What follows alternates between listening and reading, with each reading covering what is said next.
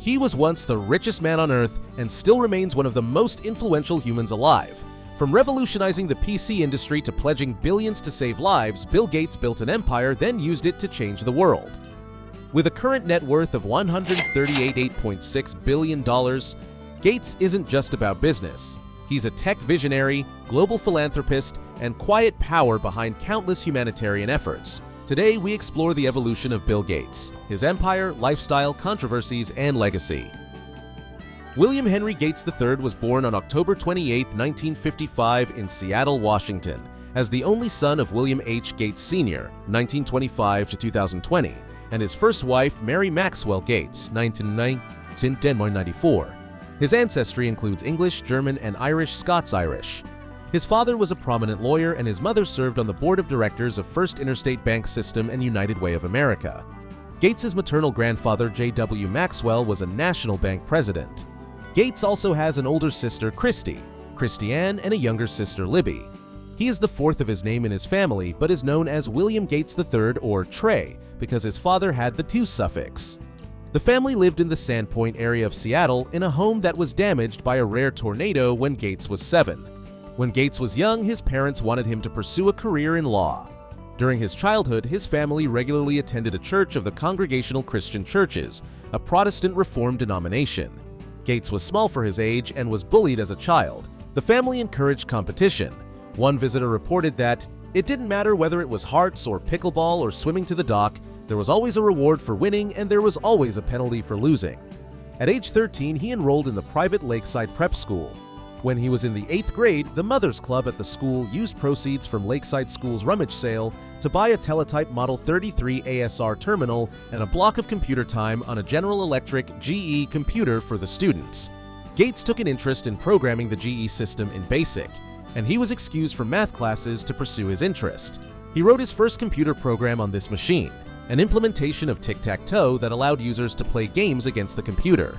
Gates was fascinated by the machine and how it would always execute software code perfectly. After the Mothers Club donation was exhausted, Gates and other students sought time on systems including DC-PDP mini-computers. One of these systems was a PDP-10 belonging to Computer Center Corporation, CCC, which banned Gates, Paul Allen, Rick Weiland, and Gates's best friend and first business partner, Kent Evans, for the summer after it caught them exploiting bugs in the operating system to obtain free computer time. In January 1975, a 19-year-old Bill Gates stumbled upon a game-changing edition of popular electronics that featured the Altair 8800, one of the first commercially available personal computers. Gates immediately contacted Microinstrumentation and Telemetry Systems, MITS, the company behind the Altair, claiming that he and his partner, Paul Allen, were developing a BASIC interpreter for the new platform. The truth? They hadn't written a single line of code yet, and they didn't even own an Altair. But that call set everything in motion. Within weeks, the duo built an Altair emulator on a mini-computer and developed their BASIC interpreter. When they finally demonstrated it at MITS headquarters in Albuquerque, New Mexico, it worked flawlessly.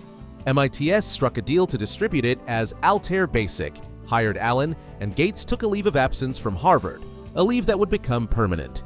Their budding venture was named Microsoft, a blend of microcomputer and software. It later became the legendary Microsoft, officially registered in November 1976. Microsoft's BASIC interpreter quickly gained traction in the hobbyist community, but not the profits. Gates discovered widespread piracy. Over 90% of users hadn't paid for the software. In February 1976, he wrote the now famous Open Letter to Hobbyists, passionately defending developers' rights to be compensated. The letter ignited a backlash from many early tech enthusiasts, but Gates stood firm. This moment crystallized his long-term belief. Software should be protected, valued, and paid for. Later that year, Microsoft split from MITS and struck out on its own, continuing to build software for other platforms.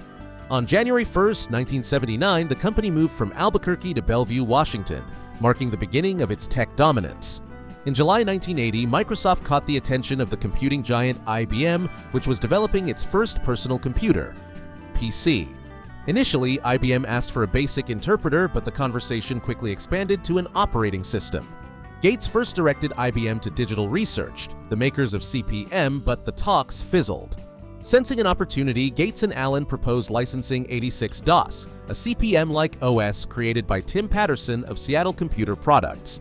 Microsoft quickly secured rights to 86DOS and adapted it for IBM's hardware, delivering it as PC-DOS for a one-time fee of just $50,000. But here's the masterstroke. Gates never gave IBM the copyright to the OS. He bet that other hardware manufacturers would clone IBM's PC, and he was right. These IBM-compatible PCs created a booming market for MS-DOS, the Microsoft-branded version of the OS. By the early 80s, Gates had shifted from coding every line to running the company, evolving from a technical leader into a strategic executive. Publications like PC Magazine asked, "Is Bill Gates the man behind the machine?" Microsoft and Gates launched their first retail version of Microsoft Windows on November 20, 1985, in an attempt to fend off competition from Apple's Macintosh GUI, which had captivated consumers with its simplicity and ease of use. In August 1986, the company struck a deal with IBM to develop a separate operating system called OS/2. Although the two companies successfully developed the first version of the new system, the partnership deteriorated due to mounting creative differences. The operating system grew out of DOS in an organic fashion over a decade until Windows 95, which hid the DOS prompt by default. Windows XP was released 1 year after Gates stepped down as Microsoft CEO. Windows 8.1 was the last version of the OS released before Gates left the chair of the firm to John W. Thompson on February 5, 2014.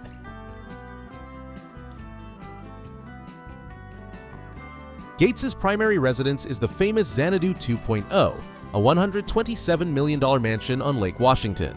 The 66,000 square-feet home features a 60-foot swimming pool, underwater music system, massive library, art installations, and climate control rooms.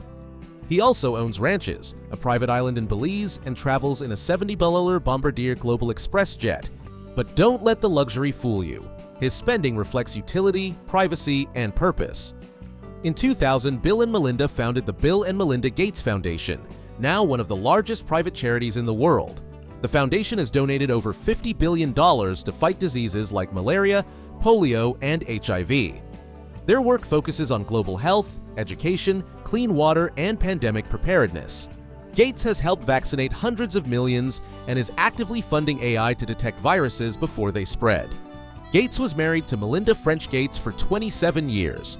They divorced in 2021 but continue to co-chair the foundation. Together, they raised 3 children and pledged to donate the majority of their wealth through the Giving Pledge. The divorce sparked public interest, but their mutual respect remains, and their commitment to impact has never wavered. Despite his philanthropic image, Gates has faced criticism, especially over alleged connections to Jeffrey Epstein and controversial health programs in Africa and India. He's been both praised as a savior and accused of overreach, but remains transparent with his data, science-driven, and globally trusted in the fight against disease. Bill Gates is more than a tech mogul. He's an architect of progress, someone who built the digital world, then chose to fix the real one. His future? Climate innovation, pandemic defense, and empowering future generations. In the end, Gates may not be remembered for Microsoft, but for how he gave his fortune away. What do you think about Bill Gates? Tech genius, philanthropist, or global strategist? Drop your thoughts in the comments, and don't forget to like, subscribe, and hit the bell for more billionaire deep dives.